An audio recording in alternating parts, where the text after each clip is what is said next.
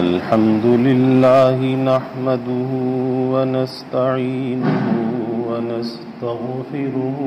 ونؤمن به ونتوكل عليه ونعوذ بالله من شرور أنفسنا ومن سيئات أعمالنا من يهده الله فلا مضل له ومن يضلله فلا هادي له ونشهد أن لا إله إلا الله وحده لا شريك له ونشهد أن سيدنا وسندنا وحبيبنا وحبيب ربنا وطبيبنا وطبيب قلوبنا ومولانا محمدا عبده ورسوله وصلى الله تعالى عليه وعلى آله وأصحابه وبارك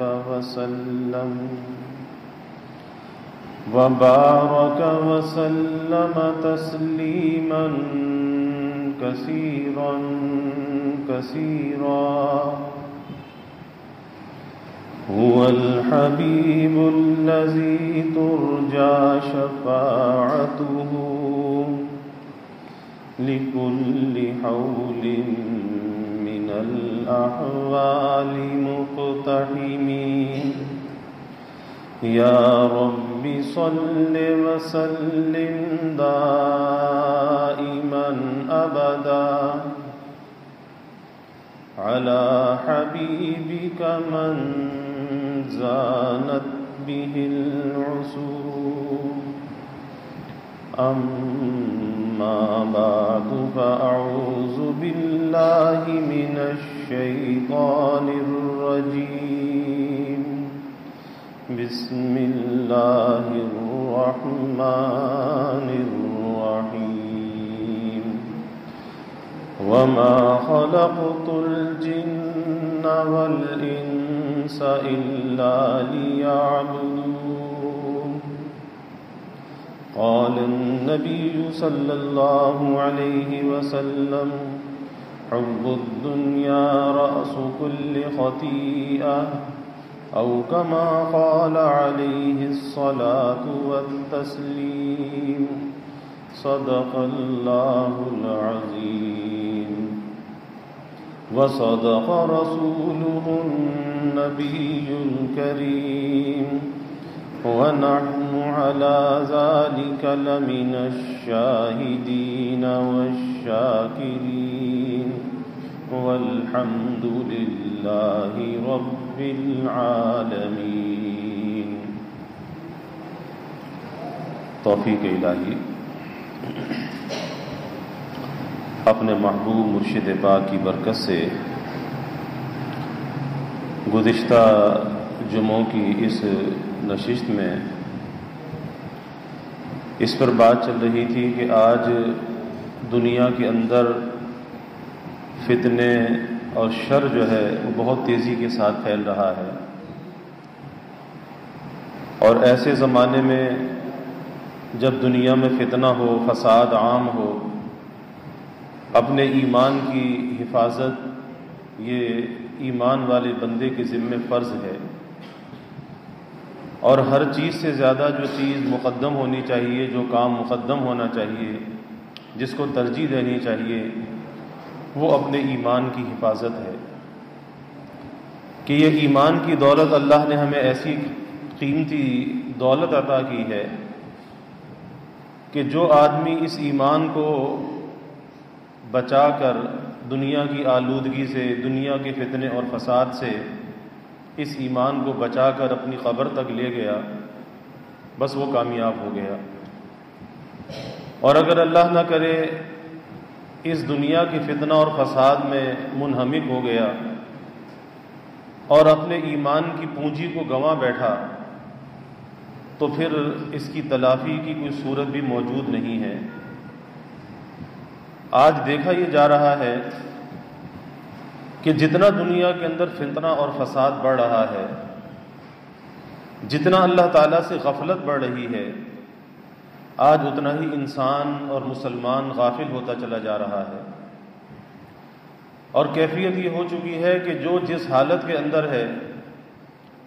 اس حالت میں وہ مطمئن ہے اور اس سے باہر آنے کے لیے تیار نہیں ہے، آمادہ نہیں ہے۔ اور اس کا ایک بڑا سبب جو ہے، جو اللہ کے حبیب صلی اللہ علیہ وسلم نے بیان فرمایا کہ یہ دنیا کے اندر اس درجے کا انہماک، اس کا سبب کیا ہوگا؟ اس کا سب سے بڑا سبب یہ ہوگا کہ انسان اپنی آخرت کو بھول جائے گا، انسان اپنی موت کو بھول جائے گا۔ اور جب آخرت کو اور موت کو انسان بھول جاتا ہے، قبر کو بھول جاتا ہے، تو پھر وہی حالات اور کیفیات جو آج ہمارے معاشرے کے اندر نظر آتے ہیں، وہی حالات اور کیفیات انسان پر طاری ہونے لگتے ہیں۔ اسی لیے اللہ کے حبیب صلی اللہ علیہ وسلم نے ایک بہت ہی قیمتی بات ارشاد فرمائی کہ اکثر ذکر حازم اللذات الموت۔ آپ نے فرمایا کہ دیکھو، لذتوں کو قطع کرنے والی چیز، کیونکہ انسان غافل کیوں ہوتا ہے؟ انسان کی غفلت کا جو سبب ہے، غافل ہونے کی جو وجہ ہے، وہ لذتیں ہوتی ہیں، اور وہ لذتیں مختلف قسم کی ہوتی ہیں۔ وہ کھانے کی لذت بھی ہوتی ہے، وہ پینے کی لذت بھی ہوتی ہے، وہ پہننے کی لذت بھی ہوتی ہے، وہ شہوت کی لذت بھی ہوتی ہے، وہ زیادہ باتیں کرنے کی لذت بھی ہوتی ہے۔ اب بہت سی لذتیں جائز اور حلال ہوتی ہیں، بہت سی لذتیں ناجائز اور حرام ہوتی ہیں۔ تو اللہ کے حبیب صلی اللہ علیہ وسلم نے ہمیں اس طرف متوجہ کیا کہ جب انسان کا انہماک، اس کی توجہ لذتوں کے اندر بڑھ جاتی ہے تو نتیجہ یہ ہوتا ہے کہ موت سے غافل ہو جاتا ہے، اور جب وہ موت سے غافل ہو جاتا ہے تو مرنے کی تیاری کو چھوڑ دیتا ہے۔ اور دنیا میں ہمیں کس لیے بھیجا گیا؟ دنیا میں آنے کا مقصد کیا ہے؟ دنیا میں آنے کا مقصد یہی ہے کہ اپنی موت کی تیاری کرنا۔ وہ جو موت کا امتحان آنے والا ہے، جس امتحان سے ہم نے گزرنا ہے، بس اس دنیا کے اندر رہ کر اس موت کی تیاری کرو۔ تمہارے آنے کا مقصد یہی ہے، اور اس کی تیاری کا طریقہ بھی ہمیں بتایا گیا ہے۔ ایسا نہیں ہے کہ طریقہ ہمیں نہ بتایا گیا ہو، اور آسان سا طریقہ اس کا یہ ہے، دو لفظوں کے اندر اگر بات کی جائے کہ بھائی جو اللہ اور اس کے رسول کی پسند ہے وہ تمہاری پسند ہونی چاہیے، اور جو اللہ اور رسول کو ناپسند ہے وہ تمہاری ناپسند ہونی چاہیے۔ دو لفظوں کے اندر بات سمجھ میں آ جاتی ہے، آسانی کے ساتھ سمجھ میں آ جاتی ہے کہ ہماری چاہت کا، ہماری پسند کا معیار کیا ہونا چاہیے، اور موت کی تیاری کے لیے ہمیں کس چیز کی ضرورت ہے۔ آسان سی بات ہے کہ جو اللہ اور اس کے رسول کی پسند ہے وہ ہماری پسند بن جائے، اور جو اللہ اور رسول کو ناپسند ہے وہ ہمیں ناپسند ہونے لگے۔ جس آدمی کی زندگی کے اندر یہ چیز غالب آ جائے، بس ایسا آدمی ہر وقت موت کی تیاری کے اندر لگا ہوا ہے، اور اس کی زندگی کا جو سفر ہے، اس کی زندگی کا سفر کامیابی کے ساتھ جاری ہے، کیونکہ وہ موت کی فکر اور تیاری کے ساتھ اپنی زندگی کو گزار رہا ہے۔ تو اللہ کے حبیب صلی اللہ علیہ وسلم نے ہمیں ایک عجیب نسخہ بیان فرمایا۔ آپ نے فرمایا کہ لذتوں کو قطع کرنے والی چیز، موت کو کثرت سے یاد کرو۔ اب موت کی یاد کسے کہتے ہیں؟ موت کی یاد اس کو نہیں کہتے کہ کوئی آدمی تسبیح لے کر بیٹھ جائے اور موت موت پڑھنے لگے۔ موت کی یاد یہ نہیں ہے، بلکہ موت کی یاد یہ ہے کہ اپنے مرنے کو یاد کرے، اس موت کی منزل کو سوچے اور یاد کرے کہ اس منزل سے واسطہ اور سابقہ پڑھنے والا ہے۔ اور اللہ نے قرآن میں کہا کل نفس ذائقۃ الموت، کہ ہر نفس کو، ہر جی کو موت کا مزہ چکھنا ہے، ذائقہ چکھنا ہے، اور ذائقہ اچھا بھی ہوتا ہے، ذائقہ برا بھی ہوتا ہے۔ اس ذائقے کے مرحلے سے ہر انسان کو گزرنا ہے،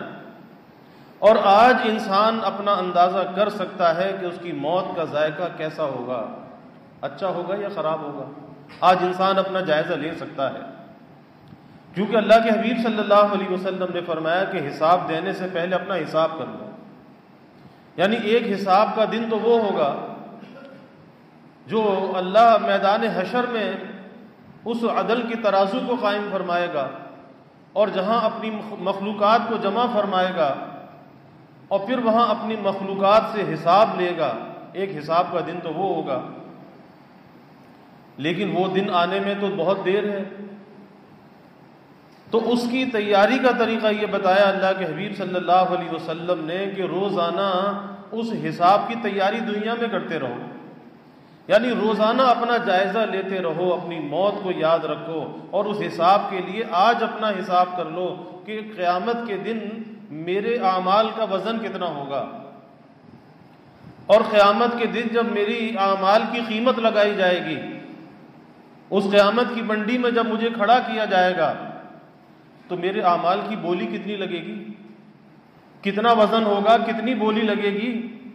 اور کیا وہ بولی ایسی ہوگی کہ میں کامیاب ہو جاؤں گا؟ یقیناً جب انسان اس بات کو سوچتا ہے، اس محشر کے منظر کو یاد کر کے جب سوچتا ہے، اپنا جائزہ لیتا ہے، تو پھر اسے اپنا آپ بے قیمت نظر آنے لگتا ہے، پھر وہ اپنا معتقد نہیں رہتا، اسے احساس ہوتا ہے، کیونکہ کوئی دوسرا انسان کو جانے یا نہ جانے، لیکن انسان اپنے آپ کو خود اچھی طرح سے جانتا ہے کہ میں کیا ہوں اور کیسا ہوں۔ چاہے وہ بظاہر لوگوں کی نظر میں اپنے آپ کو معزز اور مکرم بنانے کے لیے کچھ بھی کہتا رہے۔ آج ہوتا ہے کہ انسان اپنی تعریفیں کرتا ہے، اپنی قابلیت اور صلاحیت کا دعوے دار ہوتا ہے، لیکن اپنے آپ سے کبھی اگر وہ جائزہ لے، اپنے آپ کو اگر وہ دیکھے، تو یہ حقیقت کھل کر عیاں ہو جاتی ہے کہ اسے یہ محسوس ہوتا ہے کہ قیامت کے دن میرا کوئی عمل ایسا نہیں ہے کہ جس کا وزن ہو، جس کی بولی کوئی بہت بڑی لگ جائے۔ تو اس لیے آپ نے فرمایا کہ اپنا حساب دنیا میں کر لو۔ یہی وجہ ہے کہ مشائخ صوفیاء کے یہاں اس بات کا مراقبہ تعلیم کیا جاتا ہے کہ رات کو سونے سے پہلے اپنا احتساب کر لیا کرو کہ آج کا سارا دن میرا کیسا گزرا۔ ظاہر ہے کہ صبح سے آدمی بیدار ہوتا ہے اور رات سونے تک ساری وقت کو کن مرحلوں کے ساتھ وہ گزارتا ہے۔ اچھے کاموں کی توفیق بھی ہوتی ہے اور کہیں بہک بھی جاتا ہے، کہیں گناہ بھی ہو جاتا ہے۔ تو جو آدمی روزانہ اس بات کا عادی ہوگا کہ اپنی صبح سے لے کے شام تک کی زندگی کو، بیدار ہونے سے لے کر سونے تک کی زندگی کو کا روزانہ وہ جائزہ لے گا، روزانہ اس کے بارے میں سوچے گا، اسے احساس ہوگا کہ آج غلطیاں میں نے کتنی کی ہیں اور آج میں نے نیکیاں کتنی کی ہیں۔ اور پھر اس کا طریقہ یہ ہے کہ جب آدمی اپنی نیکیوں کا جائزہ لے کہ آج دن میں مجھ سے نیکیاں کتنی سرزد ہوئیں، تو اس نیکی پر اللہ کا شکر ادا کرے کہ یا اللہ تیرا شکر ہے کہ تیری توفیق سے یہ نیکی ادا ہو گئی، اور آئندہ کے لیے اللہ سے توفیق طلب کرے کہ یا اللہ جس طرح سے آج مجھے نیکی کی توفیق عطا فرمائی، یا اللہ یہ توفیق آئندہ بھی شامل حال رکھنا، یہ توفیق مجھ سے سلب نہ ہو جائے، کیونکہ ڈر لگا ہوا ہے، خطرہ لگا ہوا ہے کہ جو کچھ بھی توفیقات اگر ہمارے شامل حال ہیں وہ من جانب اللہ ہیں، اس میں ہمارا کوئی کمال نہیں ہے۔ اگر ہم چل کر اللہ کے گھر میں آ جاتے ہیں تو یہ اس کی توفیق ہے، یہ اس کا فضل ہے، اس کی عطا ہے، ہمارا کوئی کمال نہیں ہے۔ اور جب اس کی عطا ہے تو یہ اس بات کا تقاضا کرتی ہے اس پر اللہ کا شکر ادا کر، اور جہاں شکر ادا کر وہیں پر آئندہ کے لیے اللہ سے مدد طلب کر کہ یا اللہ جو خیر، جو توفیق، جو عافیت آج عطا کی ہے، یا اللہ کل بھی یہ توفیق عطا کرنا، اس توفیقات کو سلب نہ کرنا، اس سے محروم نہ کرنا۔ کیونکہ حالت کے بدل جانے کا جو ڈر ہے یہ انسان کو لگا رہنا چاہیے۔ امام غزالی رحمۃ اللہ علیہ نے لکھا ہے کہ یہ جو حالت کے بدل جانے کا ڈر اور خوف ہے، آج تو ہم کہتے ہیں کہ بس ٹھیک ہے جو حالت ہے وہ صحیح ہے، نہیں، امام غزالی رحمۃ اللہ علیہ فرماتے ہیں کہ یہ بھی شکر کے اندر داخل ہے کہ جو آج ہماری حالت ہے نہ معلوم کل ہو یا نہ ہو، اس لیے اس سے ڈرتے رہو، لرزتے رہو کہ کل کہیں اعمال رخصت نہ ہو جائیں، کہیں ایمان رخصت نہ ہو جائے، کوئی حادثہ پیش نہ آ جائے، اس لیے اپنی حالت کے بدل جانے کا خوف ہر آن ہر لمحہ لگا رہنا چاہیے اور کبھی اس سے غافل نہیں ہونا چاہیے۔ تو اللہ تعالیٰ کی توفیقات پر اللہ کا شکر ادا کرنا،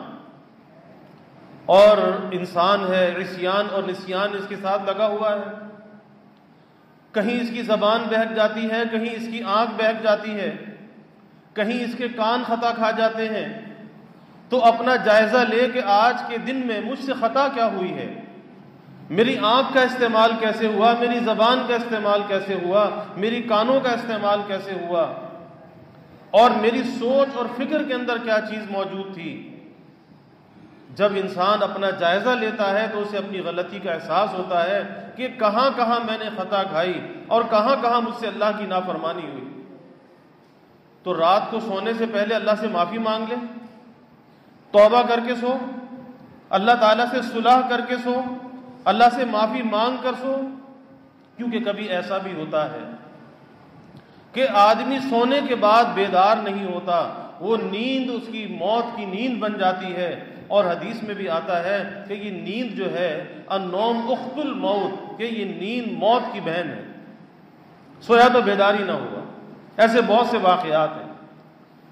تو جب آدمی صلح کر کے سوئے گا، اللہ سے معافی مانگ کر سوئے گا، اور اگر اس حالت کے اندر موت آئی، اس کی زندگی کا جو آخری عمل ہوگا وہ توبہ ہوگی، اللہ سے صلح ہوگی، اللہ سے رجوع کرنا ہوگا، اس کا خاتمہ بالخیر ہوگا،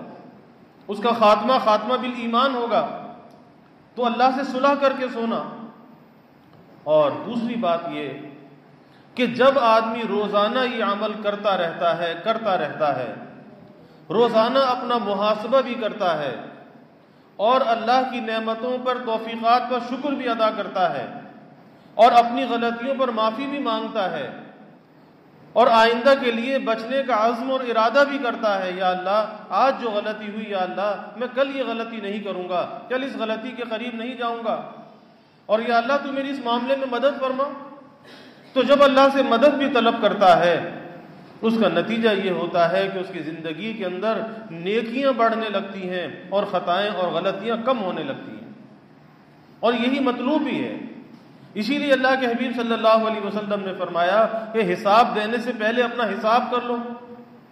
اور دوسرے فرمایا کہ لذتوں کو قطع کرنے والی چیز موت کو کثرت سے یاد کرو۔ اسی لیے مشائخ کے یہاں، صوفیاء کے یہاں مراقبہ موت تعلیم کیا جاتا ہے کہ رات کو سونے سے پہلے اپنی موت کو بھی یاد کرو، اور چند لمحے کا یہ کام ہے کہ آدمی یہ سوچے کہ وہ موت کا وقت کیسا وقت ہوتا ہے، کہ جب موت کا وقت آتا ہے،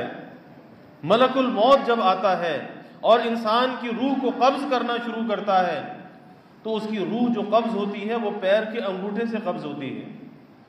اور وہ پیر کے انگوٹھے سے آہستہ آہستہ اوپر کی جانب آتی ہے،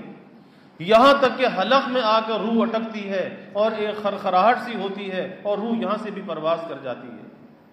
تو موت کے اس منظر کو یاد کرنا چاہیے کہ میری روح جسم سے پرواز کر رہی ہے، اور یہ نچلا دھڑ یہ بے جان ہوتا چلا جا رہا ہے، جہاں جہاں روح ہے وہاں پر حیات ہے، اور جہاں سے روح نکلتی جا رہی ہے وہ بے جان ہے، وہ مردہ ہے۔ تو جسم بے جان ہوتا چلا جا رہا ہے، وہ روح نکل کر ٹخنے تک آئی، پنڈلی تک آئی، گھٹنے تک آئی، وہ زانو تک آئی، وہ ناف تک آئی، وہ سینے تک آئی، اب وہ حلق کے اندر آ کر پھنسی ہوئی ہے۔ اور کیفیت کیا ہے کہ بیوی، بچے، ماں باپ سب پاس موجود ہوتے ہیں، مال و دولت اور اسباب بھی موجود ہوتا ہے، اچھا ڈاکٹر اور اچھا اسپتال بھی موجود ہوتا ہے، لیکن وہ موت کا وقت ایسا قسم پرسی کا وقت ہوتا ہے کہ کوئی اس کی اس وقت مدد نہیں کر سکتا، کوئی اس کی زندگی کے اندر ایک لمحے کا اضافہ نہیں کر سکتا، ایک سانس کا اضافہ نہیں کر سکتا، سب موجود ہیں۔ ایک بہت بڑے ڈاکٹر تھے امریکہ میں، کہتے ہیں کہ مجھے اس دن اللہ تعالیٰ کی قدرت پر میرا یقین بڑھ گیا کہ جب میری والدہ کا انتقال ہو رہا تھا اور میں اپنی والدہ کے پاس موجود تھا، اور میں وہ شخص تھا کہ جو ایک مایا ناز ڈاکٹر، اور جس ہسپتال میں کام کرنے والا وہاں پر ہر قسم کی سہولیات موجود، لیکن میں نے دیکھا کہ یہاں آ کر انسان بے بس ہے اور بے کس ہے کہ میں اپنی ماں کی زندگی میں ایک لمحے کا اضافہ نہیں کر سکتا تھا، ایک سانس کا اضافہ نہیں کر سکتا تھا۔ اس دن اللہ تعالیٰ کی قدرت کا پر یقین اور زیادہ بڑھ گیا کہ وہ ذات کیسی قادر مطلق ذات ہے۔ تو جو ذات ایسی قادر مطلق ہے تو بھائی اس کے ساتھ تو صلح کر کے جینا چاہیے، اس کی نافرمانی کے ساتھ نہیں جینا چاہیے۔ تو یہ موت کی کیفیت کو انسان روزانہ یاد کرے کہ سب میرے پاس موجود ہیں لیکن کوئی میری مدد نہیں کر سکتا، اور پھر اس کو دیکھ منظر کو سوچے کہ میری روح قبض ہو گئی، مجھے غسل دیا گیا، مجھے کفن دیا گیا، اور غسل اور کفن کے بعد نماز جنازہ پڑھی گئی، اور پھر قبر کے گڑھے میں مجھے لٹا دیا گیا۔ قبر کے گڑھے تک تو گھر والے بھی، دوست بھی، رشتہ دار بھی ساتھ گئے، لیکن پھر آگے کی منزل اور آگے کا سفر تو تنہا تھا۔ اس تنہائی میں، اس قبر کے گڑھے میں اکیلا چھوڑ دیا گیا، اور ابھی یہ چھوڑنے والے 40 قدم بھی دور نہ گئے تھے کہ منکر نکیر آ گئے، مجھ سے سوالات پوچھنے لگے، بتا تیرا رب کون ہے، تیرا دین کیا ہے، اور جو شخصیت تمہارے پاس بھیجی گئی اس شخصیت کے بارے میں تم کیا جانتے ہو۔ اب اس کو سوچنا چاہیے کہ مجھ سے سوال تو ہو رہا ہے لیکن مجھ سے اس کا جواب نہیں دیا جا رہا، کیونکہ جو زندگی آسان سی بات ہے کہ آدمی اگر آج ہم سے کوئی سوال کرتا ہے کہ بھائی تمہارا رب کون ہے، تو آدمی کہتا ہے میرا رب اللہ ہے۔ تمہارا دین کیا ہے، میرا دین اسلام ہے۔ اور جو شخصیت تمہارے پاس بھیجی گئی جس کے ذریعے سے ہمیں ایمان اور ہدایت ملی، وہ شخصیت کون ہے؟ وہ رسول اللہ صلی اللہ علیہ وسلم کی ذات اقدس ہے۔ لیکن بات یہ ہے کہ جب زندگی اللہ کے حکموں کے تابع گزرتی ہے، اسلام اور دین کی تعلیمات کے تابع گزرتی ہے، رسول اللہ صلی اللہ علیہ وسلم کی اطاعت اور محبت میں گزرتی ہے، تو پھر قبر کی اس منزل میں، اس گڑھے میں جواب دینا بھی آسان ہو جاتا ہے۔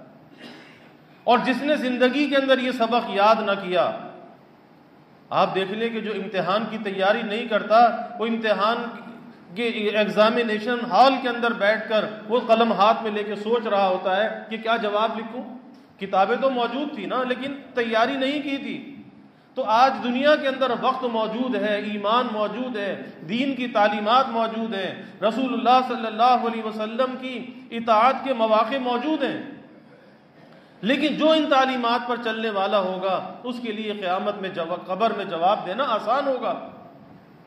اور پھر یہ سوچنا چاہیے کہ مجھ سے جواب نہیں بن پا رہا، ایک مشکل کی کیفیت کے اندر میں ہوں، بس ایک استغفار کی تسبیح پڑھ کر اور اللہ سے معافی مانگ کر سو جانا چاہیے، اور روزانہ اس چیز کو یاد کرنا چاہیے۔ اس لیے اللہ کے حبیب صلی اللہ علیہ وسلم نے فرمایا کہ اکثروا ذکر حازم اللذات الموت، فرمایا کہ لذتوں کو قطع کرنے والی چیز موت کو کثرت سے یاد کرو۔ انسان غافل کیوں ہوتا ہے؟ غافل لذتوں کی وجہ سے ہوتا ہے۔ وہ لذتیں شہوت بھی ہوتی ہے، وہ شیطانیت کی لذت بھی ہوتی ہے، وہ نفسانیت کی لذت بھی ہوتی ہے۔ اور یاد رکھیے کہ دنیا کے اندر دو قسم کے نظام چل رہے ہیں، ایک رحمانی نظام ہے اور ایک شیطانی نظام ہے، ایک رحمانی نظام اور ایک شیطانی نظام۔ رحمانی نظام کو ہم تک پہنچانے والے انبیاء علیہم الصلوۃ والسلام، اور سب سے آخر میں ہمارے پیارے نبی حضور نبی کریم صلی اللہ علیہ وسلم کہ جن پر نبوت کو ختم کر دیا گیا، آپ تاجدار ختم نبوت ہیں۔ تو یہ کیا ہے؟ یہ رحمانی نظام ہے، اور رحمانی نظام وہ نظام ہے جو اللہ کی اطاعت اور اس کی بندگی کی طرف ہمیں لے کر جاتا ہے، اس کی عبدیت کی طرف ہمیں لے کر جاتا ہے، اور جو کامیابی کی ضمانت اور دلیل بھی ہے، وہ رحمانی نظام ہے۔ لیکن اس کے بالمقابل ایک دوسرا نظام ہے، وہ شیطانی نظام ہے، اور اس شیطانی نظام کا کام کیا ہے؟ اس شیطانی نظام کا کام یہ ہے کہ لوگوں کو اس رحمانی نظام سے بھٹکانا، لوگوں کو اس رحمانی نظام سے دور کرنا۔ اور کس لیے دور کرنا؟ کہ شیطان تو جب مردود ہوا، ہمیشہ ہمیشہ کے لیے لعنت زدہ ہو گیا، ہمیشہ کے لیے اللہ کی نظر میں مبغوض ہو گیا، تو اس نے اس وقت بھی یہ کہا تھا کہ میں آپ کے بندوں کو بہکاؤں گا، دائیں سے بھی، بائیں سے بھی، آگے سے بھی، پیچھے سے بھی، میں آپ کے بندوں کو بہکاؤں گا، مجھے آپ مہلت دے دیجئے۔ اور اللہ نے قیامت تک کے لیے وہ شیطان کو مہلت دی، لیکن شیطان نے ایک بات کہی، الا عبادک منہم المخلصین، کہ آپ کے جو مخلص بندے ہیں ان پر میرا وار نہیں چلے گا، مخلص بندوں پہ وار نہیں چلے گا۔ اور وہ مخلص بندے کون سے ہیں؟ وہ مخلص بندے وہی ہیں جو اللہ کی اطاعت اور بندگی کرنے والے ہیں، اللہ کے حکموں کے تابع زندگی گزارنے والے ہیں۔ اور جب اس رحمانی نظام پر انسان زندگی گزارتا ہے تو پھر شیطان کے جو ہٹ کندے ہیں اور اس کی جو چالیں ہیں اس سے انسان بچ جاتا ہے، یعنی وہ اللہ تعالیٰ کی حفاظت کے حصار میں آ جاتا ہے، اور اس کے علاوہ بچنے کا کوئی اور راستہ نہیں ہے۔ لیکن آج افسوس سے کہنا پڑتا ہے کہ میں گزشتہ کئی جمعے اس پر بات کرتا رہا کہ یہ جو سوشل میڈیا کی لعنت ہے اور اس کے اندر جو گمراہی کے اثرات ہیں، آج وہ کسی سے ڈھکے چھپے نہیں ہیں، اور آج ایک ایسی چیزیں اس سوشل میڈیا پر موجود ہیں کہ جو لوگ شوق سے اسے دیکھتے ہیں اور شوق سے یہاں تک اس کی ممبرشپ بھی اختیار کرتے ہیں کہ دنیا کے اندر ایک فتنہ ہے جو ایلومناتی فتنہ کہلاتا ہے، جو یہود کی جو تنظیم ہے، صہیونی تنظیم، جو زائنسٹ کہلاتے ہیں،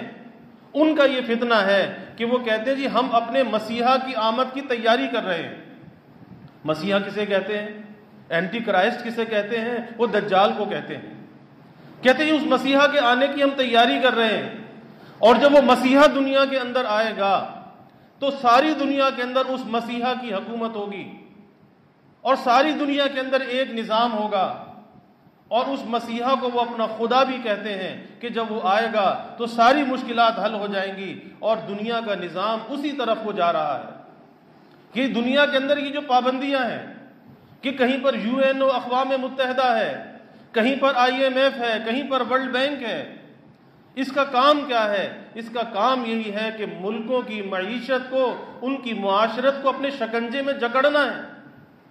اور انہیں ایسا مجبور اور محتاج بنانا ہے کہ جو ہم پالیسی دیں اس پالیسی کے اوپر چلا جائے، جب تو تم چل سکتے ہو ورنہ اس کے علاوہ تم چل نہیں سکتے۔ آپ دیکھ لیجئے کہ ملک تو ہمارا ہے، اس ملک کے رہنے والے تو ہم ہیں، لیکن کس طرح شکنجے کے اندر جکڑ دیا گیا کہ اس ملک میں، اپنے ملک میں رہنے والوں پر اپنی مرضی نہیں چل سکتی۔ ان کے شکنجے کے اندر ایسے جکڑے ہوئے ہیں کہ وہ کہتے ہیں بجلی کے ریٹ بڑھا دو تو بڑھا دیے، گیس کے ریٹ بڑھا دو تو بڑھا دیے، اور فلاں چیز مہنگی کر دو تو کر دی۔ یہ وہ شکنجہ ہے، یہ وہ عالمی سازش ہے کہ جس کے گرد قوموں کو اور ملکوں کو جکڑا جا رہا ہے، اور یہ اس دجال کی آنے کی تیاری کی جا رہی ہے کہ وسائل ہمارے ہیں، زمینیں اور ملک ہمارا ہے، لیکن قبضہ کسی اور کا ہے۔ ایسے ادارے دنیا کے اندر قائم کر دیے گئے کہ جس کے ذریعے سے لوگوں کی معاشرت اور معیشت کو جکڑ دیا گیا، اس شکنجے کے اندر پھنسا لیا گیا کہ حکومتیں اپنا بجٹ خود نہیں بنا سکتی، جو IMF بجٹ بنا کر دیتا ہے، جو ورلڈ بینک کہتا ہے، بس وہ بجٹ تو بنتا ہے، اور نام یہ ہوتا ہے کہ عوام کی فلاح کے لیے، لیکن در حقیقت عوام کا خون چوسا جاتا ہے، اور انہیں ایسی غربت کے اندھیرے میں دھکیلا جاتا ہے، ایسی مفلسی کے اندھیرے میں دھکیلا جاتا ہے کہ جس سے نکلنے کا کوئی راستہ نظر نہ آئے، اور بالآخر ایک زمانہ وہ آ جائے کہ یہ ہمارے اس مسیحا کے یہ بھی ماننے والے بن جائیں۔ یہ ایک عالمی نظام ہے، ایک عالمی تحریک ہے جو دنیا کے اندر چل رہی ہے، اور آج یہ شیطانی تنظیم اور اس کے اثرات اور اس کی ممبرشپ جو یہ ایلومنیاتی کہلاتے ہیں، اس کی جو ممبرشپ آج ہمارے ملک کے اندر بھی ہے، اور یہاں تک کہ آپ دیکھ سکتے ہیں کہ جو بڑے بڑے مشہور لوگ ہیں جو سیلیبریٹی کہلاتے ہیں، آپ ذرا گوگل پہ جا کے سرچ کر لیجئے کہ اس ایلومنیاتی کے اندر یہ جو سیلیبریٹیز کہلانے والی مشہور شخصیات ہیں، کون کون اس کے ممبر ہیں، انسان کے ہوش خطا ہو جاتے ہیں کہ جو اپنے آپ کو مسلمان کہلانے والے اور بڑے بڑے عہدوں پر بڑے بڑے مشہور لوگ ہیں، لیکن اس شیطانی تنظیم کے وہ ممبر ہیں۔ اور ظاہر ہے کہ جب وہ اس شیطانی تنظیم کا ممبر بن جاتا ہے تو اس شیطانی مشن اور ایجنڈے کے اندر لگ جاتا ہے. وہ ہمارے درمیان موجود ہوتے ہیں, وہ ہم پر حکومت کر رہے ہوتے ہیں, لیکن شیطانی ایجنڈے کی تکمیل کے لیے کام کر رہے ہوتے ہیں. تو بھائی یہ وقت بڑا نازک وقت ہے. اس لیے میں بار بار یہ بات عرض کرتا ہوں کہ اس زمانے کا جو بہت بڑا فتنہ ہے, یہ سوشل میڈیا کا فتنہ, اس زمانے کا یہ دجالی فتنہ ہے. کہتا نا کہ جی وہ اب تو 5G کا زمانہ آ رہا ہے. 5G کیا ہے کہ 5th جنریشن وار ہے, کہ آج وہی بات ہے کہ آج توپ اور ٹینک کے ذریعے ملک فتح نہیں ہوں گے, آج ذہنوں کو فتح کیا جائے گا اور ذہنوں کے ذریعے غلام بنا لیا جائے گا, اور گھر بیٹھے ہم جو ہے وہ دوسروں کے مفتو بن جائیں گے, دوسرے ہم پر قابو پا لیں گے. آج وہی کیفیت ہے کہ جسم کے بارے میں کہیں گے کہ آزاد ہیں, لیکن ذہن جو ہے وہ غلام ہوں گے. اور آج وہی کیفیت ہوتی چلی جا رہی ہے. اور اس کا سبب کیا ہے؟ سبب یہی ہے کہ آج جتنا وقت اس سوشل میڈیا اور موبائل کو دیا جا رہا ہے, اس فیس بک اور یوٹیوب کو دیا جا رہا ہے, اس انسٹاگرام کو دیا جا رہا ہے, ٹویٹر کو دیا جا رہا ہے, اتنا وقت نہ آدمی اپنے کاروبار کو دے رہا ہے, نہ اپنی ملازمت کو دے رہا ہے, نہ اپنے بیوی اور بچوں کو دے رہا ہے. بیوی اور بچے تو ترستے ہیں کہ باپ کا پیار مل جائے, ماں باپ ترستے ہیں کہ اولاد کا کچھ وقت مل جائے, کوئی 2 گھڑی بیٹھ کر ہم باتیں کر لیں. لیکن آج انسان ایک دوسرے سے دور ہوتا چلا جا رہا ہے اور اس شیطانی فتنے کے قریب ہوتا چلا جا رہا ہے. اس کے نتائج بھی سامنے آ رہے ہیں کہ معاشرے کے اندر عدم توجہ بڑھ رہی ہے, عدم برداشت بڑھتا چلا جا رہا ہے, بیماریاں بڑھتی چلی جا رہی ہیں, کیونکہ فطرت سے انسان دور ہٹتا چلا جا رہا ہے. فطرت کسے کہتے ہیں؟ اللہ کے دیے ہوئے نظام کو کہتے ہیں. اور جب آدمی اللہ کے دیے ہوئے نظام سے سرکشی اور بغاوت کرتا ہے, پھر اس کے نتیجے یہ ہوتے ہیں کہ آج اسپتالوں میں چلے جاؤ, کینسر کے مریض بھرے پڑے ہیں. کہ جب آدمی اپنا وقت اس اسکرین کے سامنے گزارتا ہے, اس کے لازمی اثرات یہ ہوتے ہیں کہ اس کی شعاؤں اور اس کی ریس کا جو اثر ہوتا ہے اس کی صحت کو برباد کر دیتا ہے. آج موٹاپے کی بیماری بڑھ رہی ہے, کیونکہ انسان کی جو ایک جسمانی ایکٹیویٹی ہوتی ہے, سرگرمی ہوتی ہے, وہ ختم ہوتی چلی جا رہی ہے. انسان انجماد کا شکار ہے, گھنٹوں بیٹھا ہوا ہے. تو کیا ہے؟ جسمانی صلاحیتیں برباد, طلاق کی شرح بڑھتی چلی جا رہی ہے. ہمارے ملک میں اسلامی معاشرے کے اندر طلاق کی شرح بہت زیادہ بڑھتی چلی جا رہی ہے, اور اس کا سبب یہی ہے کہ فیس بک پر لمبے لمبے کنورسیشن ہوتے ہیں, وہ غیروں کے ساتھ ہوتے ہیں. نتیجہ یہ ہوتا ہے کہ جب غیروں کے ساتھ آدمی پینگیں اڑاتا ہے تو پھر اپنوں کو پیار اور محبت کہاں دے سکتا ہے؟